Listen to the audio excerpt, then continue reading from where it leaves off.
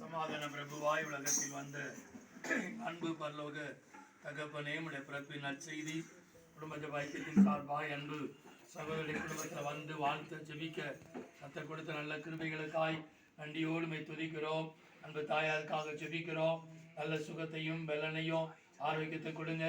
சங்கருக்காக, ஜியாவுக்காக, தீமத்துக்காக, டைட்டஸுக்காக நன்றி செலுத்துகிறப்பா.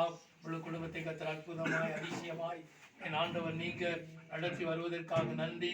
இந்த ஊழியத்தோடு குடும்பமாய் இணைந்து உழைக்க ஜெபிக்க ஊழியத்துல எல்லா நிலையிலும் பிள்ளைகளை அர்ப்பணிப்போடு செயல்பட கத்தர் கொடுத்த கிருபைக்காக ஸ்தோத்திரம். அதற்குள்ள எல்லா ஆசீர்வாதங்களையும் பல மடங்கு கொடுத்து உயர்த்தி கனப்படுத்தி மேன்மைப்படுத்துங்க. புதிய ஆண்டுல இன்னும் ஊழியத்துல நல்ல திறந்த வாசலை கொடுத்து அநேக ஆயிரங்களுக்கு பிரயோஜனமாய் அன்பு சகோதரனையும் குடும்பத்தையும் பிள்ளைகளையும் கர்த்தர் ஊழியத்துல பயன்படுத்துங்க.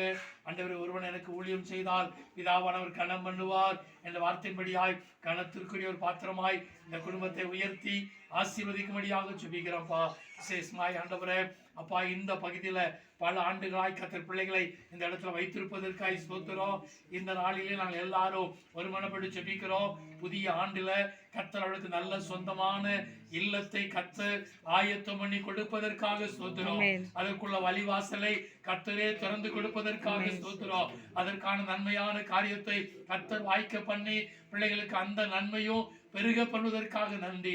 ரெண்டு பிள்ளைகளை அற்புதங்களாய் அடையாளங்களாய் கர்த்தர் பயன்படுத்தி வருவதற்காக நன்றி செலுத்துகிறோம். இயேசு கிறிஸ்துவின் நாமத்தில் வாழ்த்தி ஆசீர்வதித்து ஜெபிக்கிறோம் எங்கள் ஜீவனுள்ள நல்ல பிதாவே.